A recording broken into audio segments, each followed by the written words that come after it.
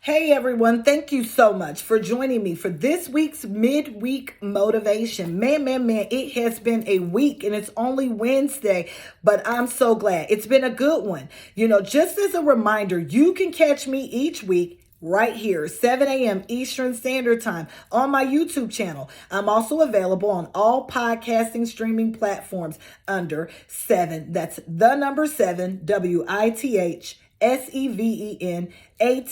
the number 7. You can also check me out on Instagram where I post daily tea on 7 at 7. That's SEVENAT, the number 7. Multiple ways to get motivated. I wanted to hop on real quick. Again, it's midweek motivation. This week's segment is focused on just waiting, There's several times in my life that I've been forced to wait, had to wait, was glad to wait, or did not like to wait. So I thought this was the perfect topic to touch on because I know many of us struggle with this. And this is something that we have to remind ourselves with over and over again, that the wait will be worth it.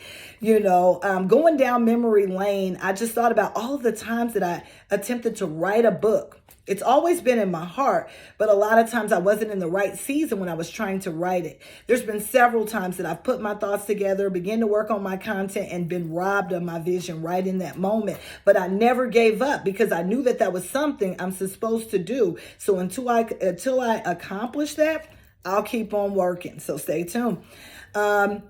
I always go back to my Cracker Jack story when I think about waiting. When I think about the Cracker Jack story, for me, I loved Cracker Jacks when I was a kid.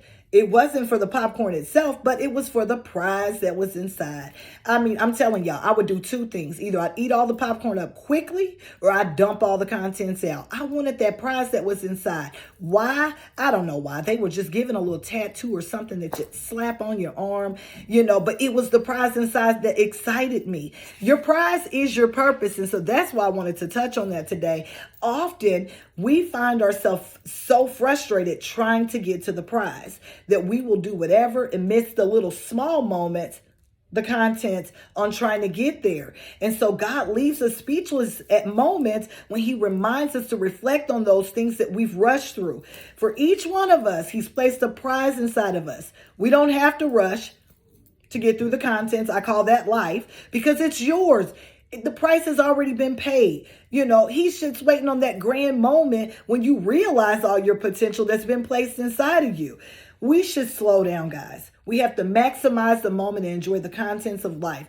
I'm not sure it just happened to me with the Cracker Jack story and me wanting to get the prize out of the Cracker Jacks. It happened with the cereal boxes. It happened with the Happy Meals. There was always a prize that was attached to it that sometimes we didn't even care about the contents. We just wanted the prize. So I had to think about the waiting season and why it's important that we wait for the prize. Waiting does reveal our true motives. Waiting has a way of bringing out the best and the worst in people. People who don't have good motives won't wait long because they're not interested in commitment. It takes to see something through. They're too interested in the short-term gains or successes. That's right. Most of us have good intentions, but a lot of us, what we want to accomplish is to make a name for ourselves or to boost our own egos.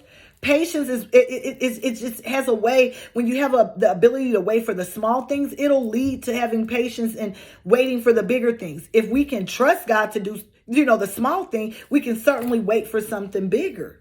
Our problem is our outlook. It's usually wrong. We tend to think that the bigger things in our life are finances and possessions, while God thinks that our purpose is influencing and changing the lives of others that we encounter. And that's through spreading our light. Waiting also transforms your character. Waiting has a way of rubbing off the rough edges of your life. But sometimes waiting can be a source of misery. When a person's unoccupied while waiting, his or her time, it's daunting. But when people's minds are occupied, the waiting will not be torture. It's going to be fun and exciting. You'll just do your thing. There's a lot of things that I'm waiting for right now. But in the meantime, I can't sit around and ponder on that way. I got to keep working. I got to keep drilling at other things. I got to, keep working on the legacy that I'm seeking to try to leave. Also remember, waiting builds intimacy. Why? Because some of the most intimate relationships that we have in our life are those people that stood by us in the trenches, in the heat of the battle. The reason we are so fond of the stories that we read about other women and men that have made history is because of their ability to endure and overcome, their patience, their ability to wait, to see things through. And we got to understand why we must wait. You know what I'm saying? We have to understand that. The good news is we can understand that God never asks us to wait without him. So he's got your back. Waiting also allows you to really get into a dependency stage because we're so busy trying to do everything on our own. Proverbs 20:24 says, man's steps are ordered by the Lord. So how then can man understand his way? When God directs our paths. That's why I had to put away what I wanted and let God direct my path, because for years I was just trying to do it on my own and do it the way I wanted to do it and do it the way I seen fit and the way I've seen it done. But when he just steps in and begins to redirect your steps, you don't have to go through all that extra stuff. You don't have to go through people liking. You don't have to go through trying to get someone on board and building cliques or whatever. He's got your back. He's got the team lined up that's going to assist you. He's got everything you need. So trust me, just wait on him and know that when the wait is over, God causes things to happen at the perfect time. That's the best way I can put it.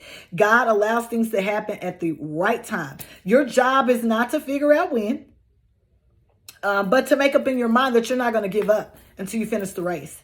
You're not going to give up until you finish that thing that you said you were going to do. You're not going to give up until you're doing the things that you once said you wanted to do. You're going to be diligent in going after. And if it's not happening in your timing, you're going to trust God's timing, because it's not for you to decide when it happens. So it has been such a joy to join you guys on today. I was a little fired up because I'm very passionate about this subject, because I know what happens when you don't wait. So that's all for now. Thank you so much for joining me for this week's midweek motivation.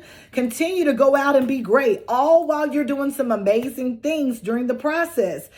This has been your girl 7. I thank you so much for tuning in. And guess what? I'll see you soon.